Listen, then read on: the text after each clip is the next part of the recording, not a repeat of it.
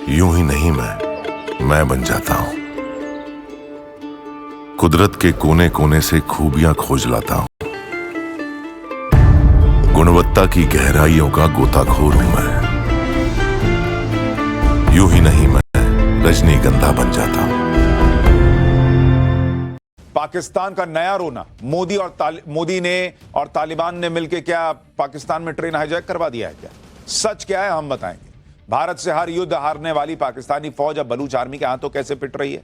Hijack हुई train की वो नई तस्वीरें आ गई जिनसे पाकिस्तान की और छीछालेदर हो रही है। और पीएम मोदी, अजीत डोभाल और इंटरनेशनल जासूसों की ऐसी डील कि चीन पाकिस्तान दोनों कैसे निपट जाएंगे। सबसे पहले इसका जाता है।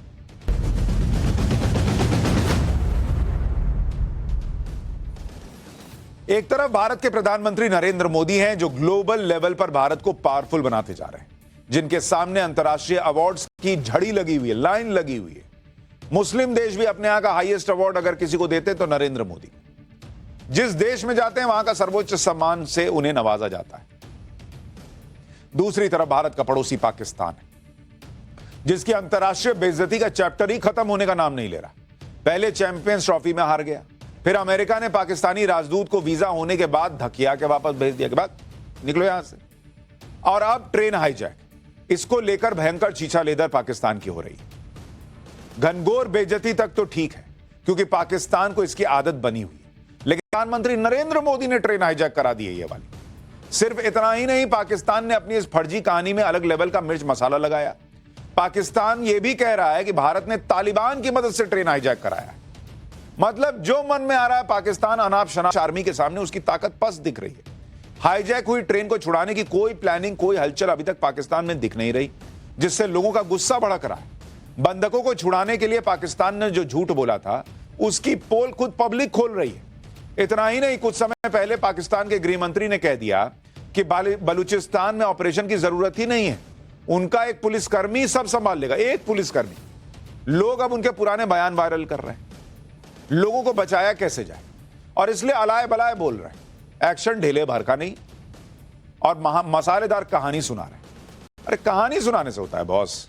इतना तुर्रम खा हो तो मोदी के नए इंडिया की तरह ठोक दो, छुड़ा लो बंधकों को, लेकिन तुमसे वो भी ना हो पाएगा।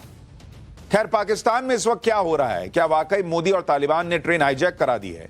पीएम मोदी ने किन इंटरनेशनल जासूसों की मीटिंग बुलाई है जिससे पाक चीन में हड़कंप मच जाएगा? और कैसे नेहरू की गलती की वजह से बलूचिस्तान भारत में आते आते रह गया था, आज सब दिखाऊंगा।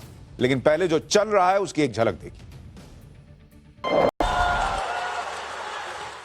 ट्रेन हाईजैक जैसी गंभीर घटना पर भी पाकिस्तान के हुक्मरान कैसे कॉमेडी शो कर रहे हैं। महिलाओं, बच्चों और बुजुर्गों को छोड़ा है।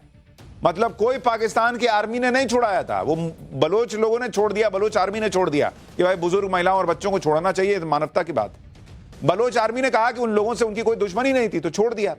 बलोच आर्मी ने कहा कि पाकिस्तान की तरफ से गन बैटल की बात एकदम झूठी है, उनका एक भी व्यक्ति ना घायल हुआ ना मरा है। पाकिस्तान की सेना अपनी हार छिपाने के लिए यह झूठ बोल रही। मतलब जैसे मीडिया पर राजनेताओं को घेर रही है और पूछ रही कि क्या मुर्गियों से भरी कोई ट्रेन थी जो इतना नॉर्मल बिहेव कर रहे हो तुम लोग? सुनिए इस सवाल पर पाकिस्तान के प्रधानमंत्री के सलाहकार राणा सनाउल्लाह। लेकिन बीएलए किसी मजाक के मूड में नहीं है। उसने साफ कह दिया है कि अगर बंधकों को छोड़ा नहीं गया 24 घंटे के अंदर, तो उसके कब्जे में 214 बंधकों की मौत का जिम्मेदार वो नहीं होगा। बीएलए ने धमकी दी है कि अगर कोई भी सैन्य कार्रवाई की गई तो उसका जोरदार तरीके से जवाब दिया जाएगा। बीएलए कह रहा है कि जब तक बलूचिस्तान के राजनीतिक कैदियों की रिहाई नहीं होगी तब तक बंधक नहीं छोड़े जाएंगे। बीएलए ने डिमांड रखी है कि बलूचिस्तान में चीन और पाकिस्तान के सीपेक प्रोजेक्ट पर तुरंत रोक लगाओ। बीएलए चेतावनी दे रहा है कि जल्द से जल्द चीन बलूचिस्तान का पूरा इलाका खाली कर दे। बीएलए ने अपनी मांगे पूरी करने के लिए सिर्फ 48 घंटे का अल्टीमेटम दिया है। में 5 लाख करोड़ रुपए फूंक दिए। बलूचिस्तान में सीपेक प्रोजेक्ट और ग्वादर पोर्ट है, यहां चीन अरबों डॉलर का निवेश करके फंसा हुआ है। बलोच समूह लगातार चीन के प्रोजेक्ट पर अटैक कर रहे हैं। ग्वादर पोर्ट चीन के सीपेक का एंट्री पॉइंट है। ग्वादर पोर्ट पर भी बलोच संगठन हमला कर रहा है। कई चाइनीज नागरिकों को भी निशाना बनाया गया है। अब तक चीन को सैकड़ों करोड़ का नुकसान ऑलरेडी हो चुका है। बलोच लिबरेशन आर्मी पहले से यह कहती है, सरकार को तो सपने में भी मोदी डोभाल ही दिखते होंगे। हर समय यह डर लगा रहता होगा कि पता नहीं अब मोदी क्या करने वाले हैं, कुछ सर्जिकल स्ट्राइक ना हो जाए, कुछ और ना हो जाए। आप देखिए कि पिछले कुछ समय से पाकिस्तान में जो भी हुआ उसके पीछे पाकिस्तान ने पीएम मोदी को ही वजह बताया हर बार। पाकिस्तान में पिछले 2 साल में 20 आतंकी मारे गए। एक तो मरने वाले आतंकी हैं, फिर भी पाकिस्तान कह रहा है कि यह सब भारत करवा रहा है। पीओके में हजारों लोगों ने सरकार के खिलाफ आंदोलन किया, पाकिस्तान ने कहा कि भारत सब करवा रहा है। बलोच विद्रोहियों के लगातार हमले के पीछे पाकिस्तान ने भारत का हाथ बता दिया। पाकिस्तान यह भी कहता है कि तालिबान के साथ मिलकर भारत पाकिस्तान के खिलाफ साजिश कर रहा है। खैबर पख्तूनख्वा में सरकार विरोधी विद्रोह के पीछे भी भारत का हाथ बताता है। और तो और भारत के अड़ने की वजह से ही चैंपियंस ट्रॉफी का फाइनल पाकिस्तान में नहीं हो पाया, यह भी रोना रोता है। मतलब पाकिस्तान का हाल यह है कि जो हो रहा है ना, वो नरेंद्र मोदी की वजह से हो रहा है, भारत की वजह से हो रहा है। Same of breaking. In fact, a few days back, all the terror outfits of Balochistan and Sindh have got together and they are challenging the sovereignty of Pakistan government and Pakistan army. I will not be surprised if Pakistan breaks into 4 pieces. Rajnath Singh ने कहा था कि PoK में लोग खुद भारत में विलय की मांग करेंगे। पाकिस्तान को यह सच स्वीकार करना चाहिए। विदेश मंत्री एस जयशंकर अभी हाल में बोल दिए कि जिस दिन पीओके भारत में वापस आ गया, कश्मीर की समस्या ही खत्म हो जाएगी। अगर इस तरह की बातें हो रही हैं कि पाकिस्तान के टुकड़े हो सकते हैं, तो उसकी वजह भी है। पाकिस्तान में जो हालात हैं वो सिविल वॉर की तरफ जाता हुआ दिख रहा है। पीओके में काफी पहले से विरोध प्रदर्शन चल ही रहा है। बलूचिस्तान का हाल आप देख ही रहे हैं और खैबर पख्तूनख्वा में सालों से एक जैसे हालात हैं। पाकिस्तानी सेना और पुलिस दोनों ने जनता पर अत्याचार किए, महिलाओं और बच्चों के साथ दुष्कर्म किया, हजारों लोगों का अपहरण। सेना के जवाब बिना किसी कारण लोगों को, सेना के जवान जो है वो बिना किसी कारण लोगों को गोली मार देते हैं। विरोध करने पर लोगों को जबरन जेल में ठूंस दिया जाता है। इन इलाकों के संसाधनों को सरकार और सेना लूट रही है। स्थानीय लोगों को इन संसाधनों का कोई फायदा तक नहीं मिलता। आप खुद सोचिए, अगर किसी भी इलाके में लोगों के साथ इस तरह का बर्ताव होगा, ऐसे हालात बना दिए जाएंगे, तो विद्रोह नहीं करेगा तो क्या करेगा? यानी पाकिस्तान का नक्शा बदलने की पूरी संभावना दिख रही है। अगर पाकिस्तान से बलूचिस्तान, सिंध, खैबर पख्तूनख्वा अलग हो जाते हैं और पीओके वापस भारत के साथ मिल जाता है, तो पाकिस्तान के पास सिर्फ पंजाब प्रांत बचेगा। ये देखिए, सब निपट जाएगा भाई। मैं कहा ना, पिज्जा वाला हाल हो जाएगा। कुछ ट्राइबल इलाके बच जाएंगे। यही पाकिस्तान की सरकार और सेना की सबसे बड़ी टेंशन है। बलूचिस्तान और खैबर पख्तूनख्वा के तो कई इलाके ऐसे हैं जहां विद्रोहियों का पूरी तरह से कंट्रोल हो चुका है। आने वाले समय में विद्रोह की आग और भड़कने की आशंका से शहबाज शरीफ को खतरा दिखने लगा है। पाकिस्तान का जो हाल है उसके लिए वो खुद जिम्मेदार है, लेकिन हर बार की तरह वो चिल्ला रहा है मोदी मोदी और भारत भारत। अभी तो उसे चिल्लाने और छाती पीटने के और मौके मिलने वाले, और इसमें इसका साथ चीन भी दे सकता है, क्योंकि पीएम मोदी ने गेम चेंजर मीटिंग भी बुला ली। भारत में ऐसा काम होने जा रहा है जिस पर अब पूरी दुनिया की नजर है। भारत में दुनिया के प्रमुख देशों के इंटेलिजेंस चीफ सिक्योरिटी कॉन्क्लेव में शामिल होने आ रहे हैं। अमेरिका की नेशनल इंटेलिजेंस डायरेक्टर तुलसी गबार्ड भारत आ रही हैं। तुलसी गबार्ड पहले ही डीप स्टेट के खिलाफ मोर्चा खोले बैठी हैं। ब्रिटेन और कनाडा के इंटेलिजेंस चीफ भी भारत आ रहे हैं। ऑस्ट्रेलिया, न्यूजीलैंड और जर्मनी के इंटेलिजेंस चीफ भी भारत आ रहे हैं।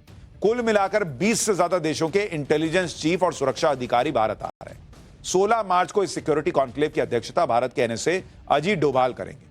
सभी देश खुफिया सूचनाएं और जानकारी साझा करने पर चर्चा करेंगे। डीप स्टेट, पाकिस्तानी आतंकी और खालिस्तान के खिलाफ भारत की लड़ाई को मजबूती मिलेगी। ग्लोबल स्पाई चीफ के इस महासम्मेलन में पाकिस्तान में हाहाकार मचा दिया है। चाहे पाकिस्तान के आतंकी हों या फिर खालिस्तानी एलिमेंट्स या फिर चीन की चाल, सभी का इलाज अब और ज्यादा आसान हो जाएगा, ऐसा लगने लगा है। हालांकि बलूचिस्तान वो इलाका है जो पाकिस्तान में शुरू से शामिल नहीं था। जब भारत का बंटवारा हुआ तो पाकिस्तान बना। उस समय बलूचिस्तान आजाद मुल्क रहना चाहता था, लेकिन पाकिस्तान ने उस 1948 में सेना भेजकर बलूचिस्तान पर कब्जा कर लिया। उसके बाद से ही बलोच लोग अपनी आजादी के लिए संघर्ष कर रहे हैं। बहुत लोग नहीं जानते होंगे कि बलूचिस्तान भारत के साथ मिल जाना चाहता था, लेकिन तत्कालीन प्रधानमंत्री नेहरू ने यह प्रस्ताव स्वीकार नहीं किया। इसके बारे में कैबिनेट सेक्रेटरी रहे तिलक देवेशर ने अपनी किताब पाकिस्तान द बलूचिस्तान कॉनंड्रम में इसके बारे में लिखा है।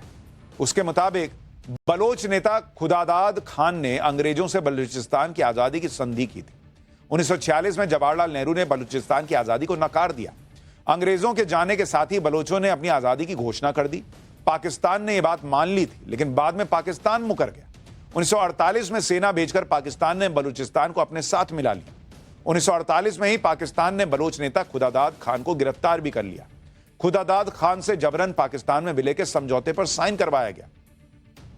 यानी अगर उस समय भारत के नेताओं ने दूरदर्शिता दिखाई होती, नेहरू ने दूर की सोच ली होती, तो आज बलूचिस्तान पाकिस्तान का हिस्सा नहीं बल्कि एक आजाद देश होता। और बात सिर्फ ये नहीं थी कि नेहरू ने बलूचिस्तान की आजादी को नकार दिया था। असली कहानी तो इसके बाद की है।